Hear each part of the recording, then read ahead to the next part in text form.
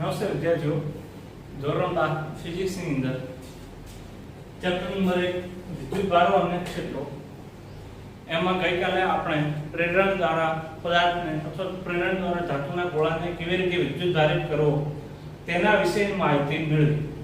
હવે આજે આગળ વધીએ આપણે કે વિદ્યુતભારો જે છે એના મૂળભૂત ગુણધર્મો કયા કયા છે. બરાબર છે.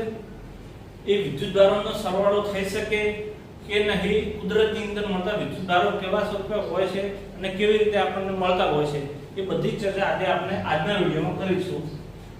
તમે બધા ફરીથી જ્યારે બી આ વિડીયો જોતા હો ત્યારે તમારી સાથે પાઠ્યપુસ્તક અને પેન અથવા પેન્સિલ રાખવાનું ભૂલશો નહીં, જેથી કરીને કોઈ ક્વેરી જણાય તો તમે એ જગ્યા પર ટિક માર્ક કરી શકો છો.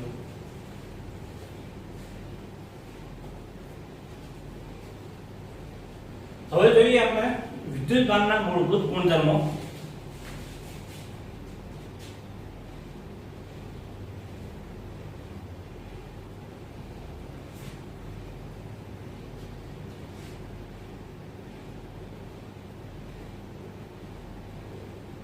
વિદ્યુતભારના મુખ્યત્વે 3 ગુણધર્મો છે.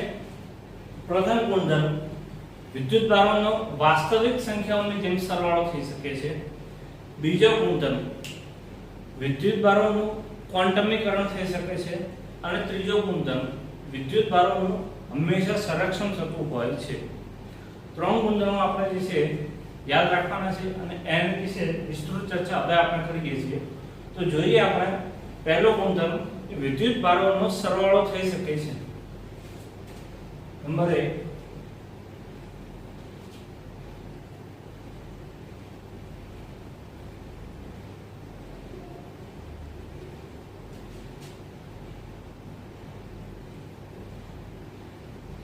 વિદ્યુતભારોનો સરવાળો. વિદ્યુતભારોનો સરવાળો આનું ઉદાહરણ એવું છે કે કોઈ પદાર્થ પર વિધાન,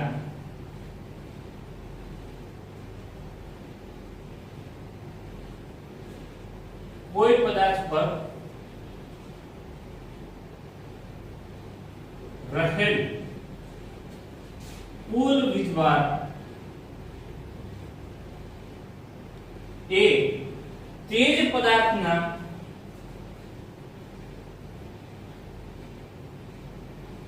જુદા જુદા બિંદુઓ પર રહેલા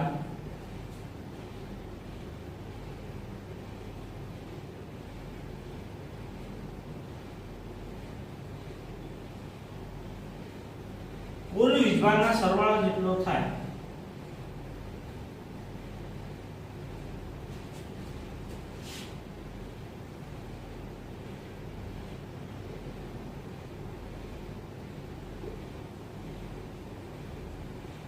બરાબર છે. ઉદાહરણ સ્વરૂપે જોઈએ કે ધારો કે મારી પાસે એક કોઈ ધાતુની સપાટી રહેલી છે. હવે આ ધાતુની સપાટી જે છે તો એના ઉપર સપાટી ઉપર ઘણી બધી જગ્યાએ ઘણા બધા વિદ્યુતભારો રહેલા હશે. બરાબર છે. ઉદાહરણ તરીકે સમજવા માટે લઈએ કે આપણી પાસે આકૃતિમાં દર્શાવ્યા મુજબ 1 2 3 4 5 6 7 ઇલેક્ટ્રોન છે અને આ સપાટી પર આપણે 3 પ્રોટોન લઈએ. આખી સપાટી પર લેવાનું, બરોબર. તો હવે આ સપાટી જે છે સપાટીનો કુલ વીજભાર કેટલો થશે?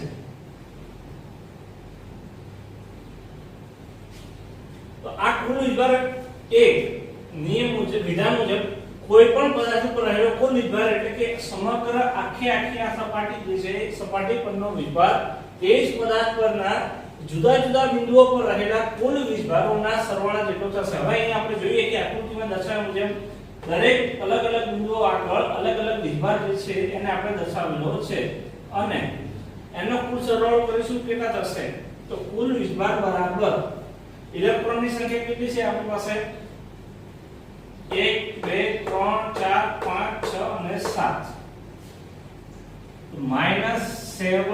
-7e E ઇલેક્ટ્રોનનો વિદ્યુતભાર છે અને માઈનસ ની સંજ્ઞા શા માટે લીધી તો ઇલેક્ટ્રોન જે છે એ આપણને ખબર છે હંમેશા ઋણ વિદ્યુતભાર ધરાવતો હોય છે એટલા માટે -7 E આ થઈ ગયો ઋણ પ્રકારનો વિજભાર આની સાથે સાથે આપણી પાસે ધન વિજભાર પણ છે અને ધન વિજભાર જે છે કેટલો છે ધન વિજભાર જે છે એ આકૃતિમાં દર્શાવેલું છે જેને સ્ટાર વડે દર્શાવેલું છે સ્ટાર વડે જોઈ શકો છો અહીંયા 3 સ્ટાર છે એટલે કે આપણે જો એને ધન વિજભાર લઈએ તો +3E+ થશે તો આમાં કુલ સરવાળો -7 + 3 ઇલેક્ટ્રોન બરાબર છે તો આ મળશે આપણને -4 ઇલેક્ટ્રોન બરાબર તો આમ આપણે કહી શકીએ કે વિદ્યુતભારોનો સરવાળો જે છે એ વાસ્તવિક સંખ્યાઓના સરવાળા જેટલો હોય છે વાસ્તવિક સંખ્યાઓના બે પ્રકાર છે ધન અને ઋણ ઉદાહરણ તરીકે આપણે લઈ લઈએ ધારો કે કોઈ એક પદાર્થના એક ભાગ ઉપર સમજવા માટે કે આટલા ભાગ ઉપર જે છે વિજભાર જે છે -8 ઇલેક્ટ્રોન અને અહીંયા જે છે -4 ઇલેક્ટ્રોન તો કુલ વિજભાર થશે -8 ઇલેક્ટ્રોન પ્લસ -4 ઇલેક્ટ્રોન અને કુલ મળશે -12 ઇલેક્ટ્રોન અને આ જ રીતે ધન વિજભાર હોય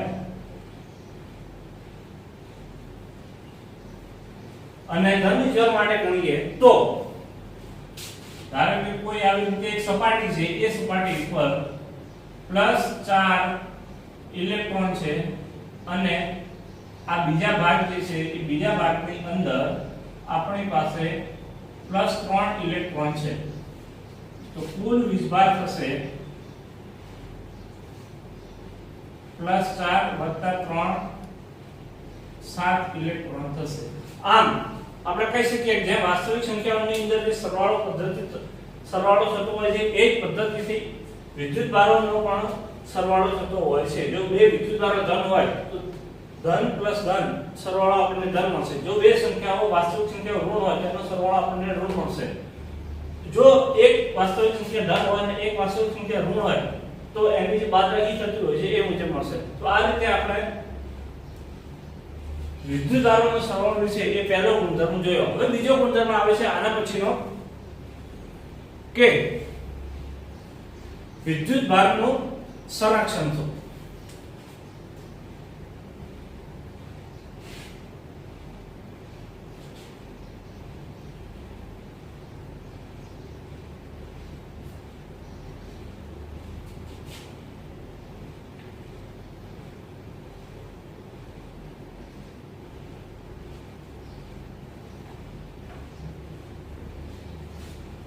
સંરક્ષણ એટલે શું કોઈ પણ પદાર્થ કોઈ પણ વસ્તુ કોઈ પણ જીવ પશુ પક્ષી જે છે એ વસ્તુ એ પદાર્થ એ પશુ પક્ષી એની માત્રા એક સરખી જળવાઈ રહેવાય એને કહેવાય એનું સંરક્ષણ બરાબર છે તો આનો પણ શરૂઆતની અંદર જોઈએ તો નિયમ જે છે બે તારણો થઈ શકતી હોય છે પ્રથમ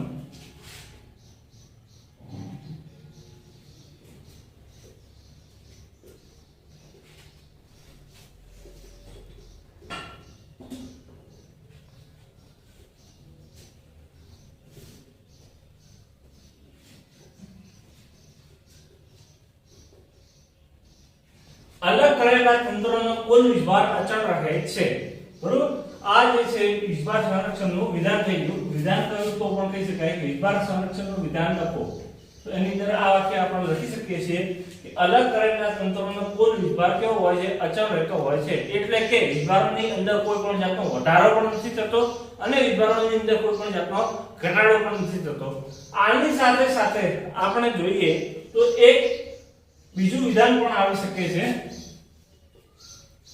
અથવા વિદ્યુતભારનું સંરક્ષણ જોઈએ એના માટે બીજું વિધાન જોઈએ એના પહેલા આપણે જે ધોરણ 11 અને ધોરણ 9 10 ની અંદર આપણે જે ભણી ગયા છે ઊર્જા સંરક્ષણનો નિયમ એને યાદ કરીએ ઊર્જા સંરક્ષણનો નિયમ આપણે એવું કહે છે કે વિશ્વમાં રહેલી કુલ ઊર્જાનો જથ્થો અચળ છે તો અહીંયા વાક્ય આપણી પાસે એવું આવે છે અલગ કરેલા તંત્રનો કુલ વીજભાર અચળ રહે છે.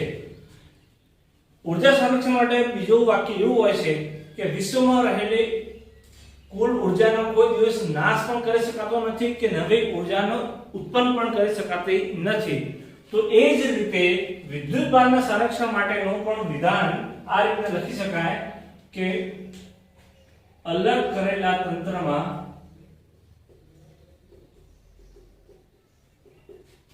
કોઈ પણ પ્રક્રિયા થાય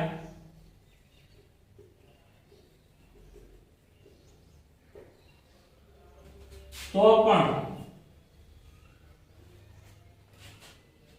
નવા વિદ્યુત ભાર ઉત્પન્ન કરી શકાતા નથી.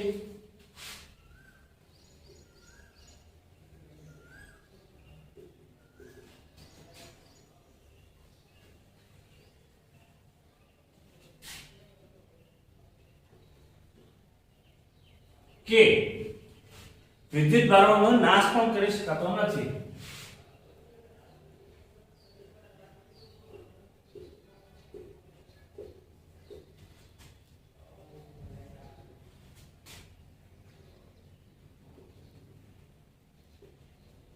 બરાબર છે.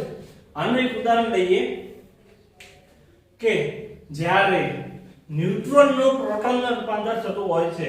આપણે આગળ જોઈ ગયા કે વિદ્યુત ભાર જે છે બે પ્રકારના છે, મુખ્યત્વે ધન વીજભાર અને ઋણ વીજભાર. ધન વીજભારને આપણે પ્રોટોન P વડે દર્શાવીએ છીએ અને ઋણ વીજભાર જે છે એને આપણે ઇલેક્ટ્રોન વડે દર્શાવીએ છીએ. હવે આને બીજી રીતે પણ આપણે દર્શાવી શકીએ છીએ. પ્રોટોન P તો એનો વીજભાર થશે +1e0 અને ઇલેક્ટ્રોન ઋણ વીજભાર માટે આ રીતે લખી શકાય -1e0. જ્યાં +1 અને -1 એ ઇલેક્ટ્રોન જે છે એનો પરમાણુ ક્રમાંક દર્શાવશે, જ્યારે ઉપર 0 લખવામાં આવેલું છે એ એનો પરમાણુ ક્રમાંક દર્શાવશે. બરાબર. તો હવે સોરી +1 પ્રોટોન માટે 1 આવશે. હવે આપણે જોઈએ કે ન્યુટ્રોનમાંથી એક પ્રોટોનને ઇલેક્ટ્રોન છૂટા પડે ત્યારે કઈ પ્રક્રિયા થાય છે? ન્યુટ્રોનમાંથી પ્રોટોન અને ઇલેક્ટ્રોનનું છૂટું પડવું.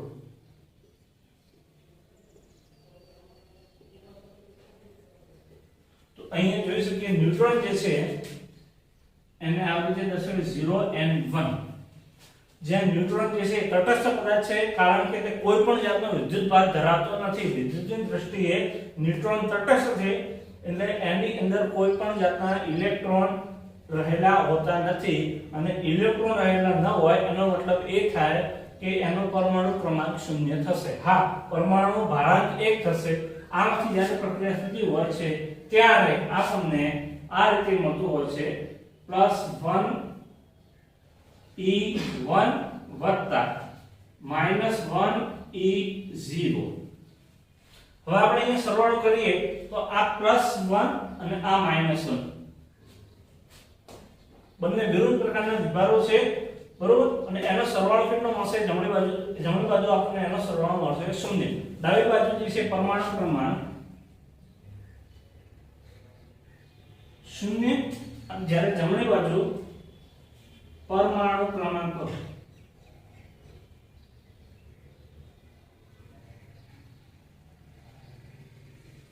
-1 વત્તા 1 બરાબર થશે 0.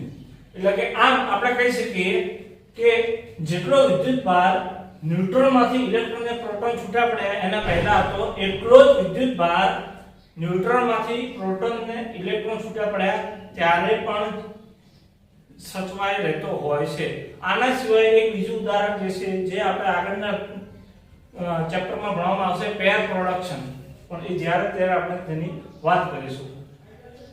તો અહીંયા આપણે બીજો ગુણધર્મ પૂરો કર્યો, વિદ્યુત ભારનું સંરક્ષણ. સંરક્ષણ થવું મતલબ અચળ રહેવું. વિદ્યુત ભારનો જથ્થો અચળ છે, એની અંદર કોઈ પણ જાતનો વધારો ઘટાડો કરી શકાતો નથી. તો પછી ફેરફાર ક્યાંથી થાય છે? માત્ર ને માત્ર વિદ્યુત ભાર જે છે એની આપ-લે કરી શકાય છે. બરાબર. વિદ્યુત ભારોની આપ-લે કરી શકાય. પદાર્થ પર વિદ્યુત ભારો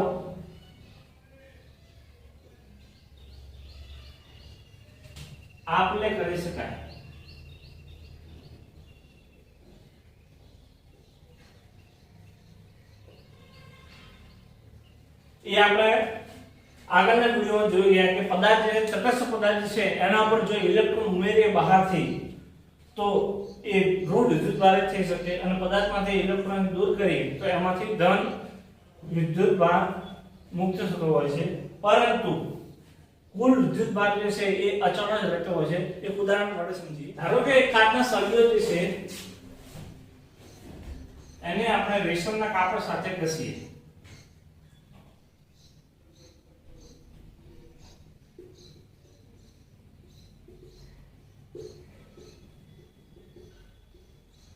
તો શરૂઆતની અંદર કાચનો સળિયો અને રેશમનું કાપડ બંને તટસ્થ હશે, એટલે કે જેટલા કાચના સળિયાની અંદર ધારો કે આપણે 3 પ્રોટોન લઈએ તો આની અંદર ઇલેક્ટ્રોન પણ આપણને 3 મળી રહેશે, એટલે કે કાચના સળિયાની અંદર જેટલી સંખ્યાના પ્રોટોન હશે એટલી સંખ્યાના ઇલેક્ટ્રોન હશે। એ જ રીતે રેશમનું કાપડ, રેશમના કાપડની અંદર આપણે લઈએ 4 પ્રોટોન, યાદચ્છિક રીતે કોઈ પણ સંખ્યા લઈ શકાય છે।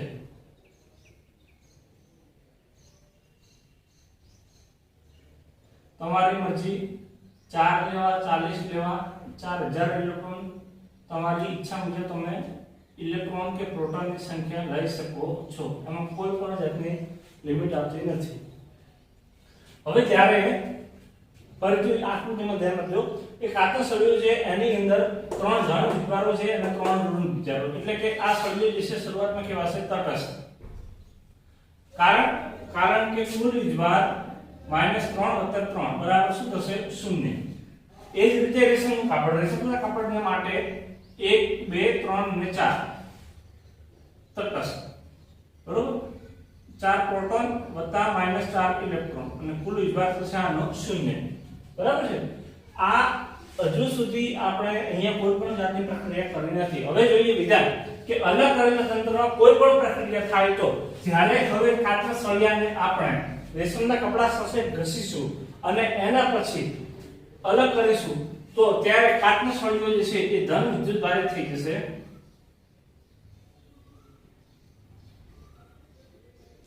અને રેશમનું કાપડ જે છે આપણી પાસે એ ઋણ વિદ્યુતભારે થશે, એટલે કે કાચના સળિયા પર જે છે જેટલા પ્રોટોન હતા એ પ્રોટોન એટલી સંખ્યામાં જ રહેશે, પરંતુ કાચના સળિયા પરના ઇલેક્ટ્રોન જે છે એ રેશમના કાપડ ઉપર જતા રહેશે, એટલે કે રેશમના કાપડ ઉપર આપણને 4 પ્રોટોન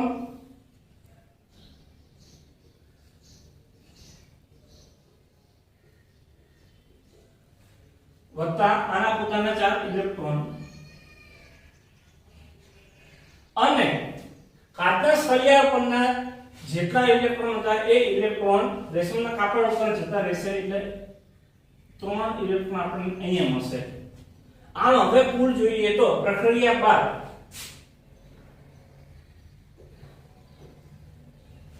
કુલ વિદ્યુતભાર,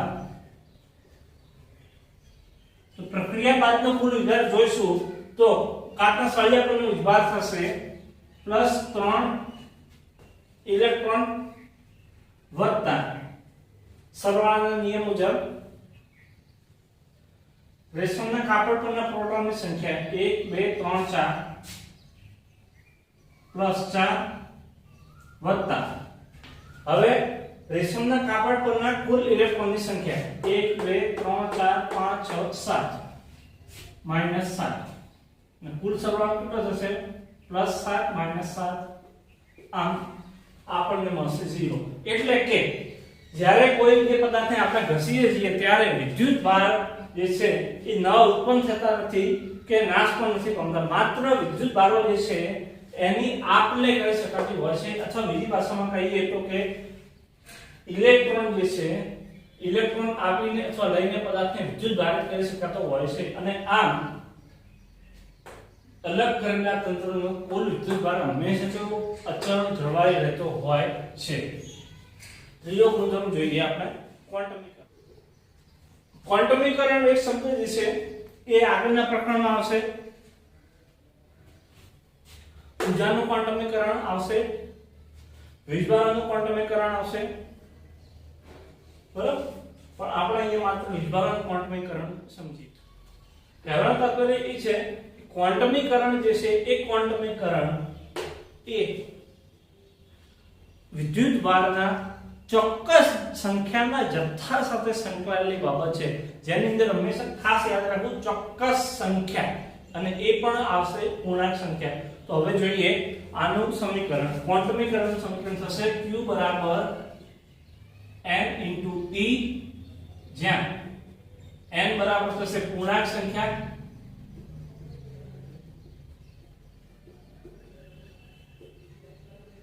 અને e થશે મૂળભૂત વીજભાર,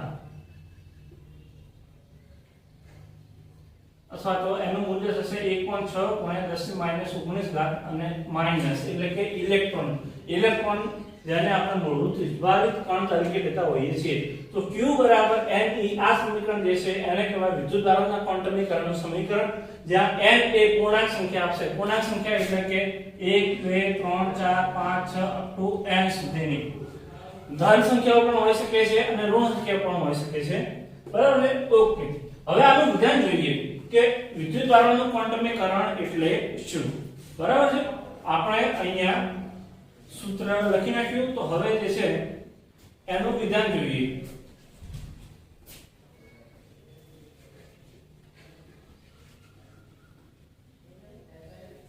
કુદરતમાં મળી આવતો કુલ વીજભાર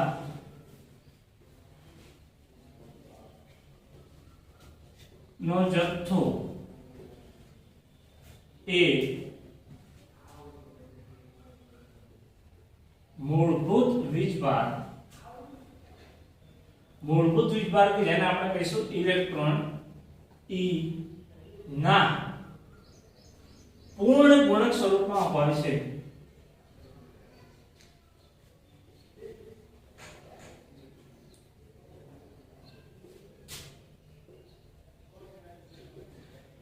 બરાબર છે? ધારો કે મારી પાસે જે છે q બરાબર 5 ઇલેક્ટ્રોન, તો અહીંયા જે છે e એ આપણો મૂળભૂત વીજભાર થશે અને 5 એ પૂર્ણાંક સંખ્યા થશે. હંમેશા યાદ રાખજો કે વિદ્યુતભારો ક્વોન્ટમીકરણના નિયમને સારામાં સારી રીતે અનુકરણ કરતા હોય છે અને 1.5 ઇલેક્ટ્રોન 7/5 ગુણ્યા 14 ઇલેક્ટ્રોન આવા સ્વરૂપે ક્યારેય પણ વિદ્યુતભારો અસ્તિત્વ ધરાવતા હોતા નથી. વિદ્યુતભારો એ માત્ર ને માત્ર મૂળભૂત વિદ્યુતભાર એટલે કે ઇલેક્ટ્રોન છે, એ ઇલેક્ટ્રોનની સાથે હંમેશા પૂર્ણાંક સંખ્યાની અંદર જ ગુણાયેલા હોય છે. એટલે કે 2 electron 5 electron 17 electron 27 electron 7777 electron હોઈ શકે છે, પરંતુ 1.5 ઇલેક્ટ્રોન 7/5 ઇલેક્ટ્રોન 24.5 ઇલેક્ટ્રોન 500 ઇલેક્ટ્રોન એવી સંખ્યા કે અપૂર્ણાંક સંખ્યા ક્યારેય અસ્તિત્વ ધરાવતી નથી. હવે આગળ જોઈએ કે વિદ્યુતભારોનું ક્વોન્ટમીકરણ એની પ્રાયોગિક માહિતી આપણને માઇકલ ફેરાડે નામના વૈજ્ઞાનિકે આપી હતી.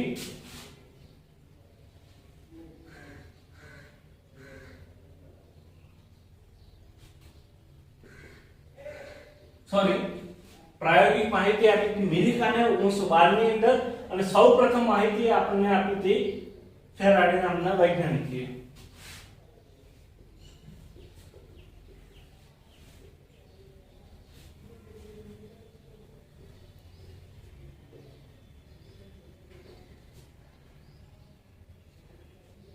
બરાબર છે? ફરીથી એકવાર આપણે જોઈ લઈએ ક્વોન્ટમીકરણ એટલે શું. તો કે કુદરતની અંદર જેટલા બી વિદ્યુતભારો છે એ બધા જ વિદ્યુતભારો એ ચોક્કસ પૂર્ણાંક સંખ્યાના અને ખાસ કરીને ધન પૂર્ણાંક સંખ્યાના પૂર્ણ ગુણકમાં જ હોય છે. એટલે કે 1 પ્રોટોન અથવા 1 ઇલેક્ટ્રોન 5 ઇલેક્ટ્રોન 27 ઇલેક્ટ્રોન એ રીતે અસ્તિત્વ ધરાવતા હોય છે. ક્યારેય પણ અપૂર્ણાંક સંખ્યા એટલે કે 1.575 27.474 અથવા તો પછી 22/575 ઇલેક્ટ્રોન એ સ્વરૂપે ક્યારેય પણ અસ્તિત્વ ધરાવતા હોતા નથી. બરાબર છે? એનું વિધાન એવું થશે કુદરતમાં મળી આવતો કુલ વિદ્યુતભારનો જથ્થો એ મૂળભૂત વિદ્યુતભાર ઇલેક્ટ્રોનના પૂર્ણ ગુણક સ્વરૂપમાં હોય છે. એનું સમીકરણ થશે આ, અને એની સૌપ્રથમ માહિતી આપણને માઇકલ ફેરાડે નામના વૈજ્ઞાનિકે આપી હતી અને પ્રાયોગિક માહિતી 1912 ની અંદર મિલિટર નામના વૈજ્ઞાનિકે આપેલી હતી.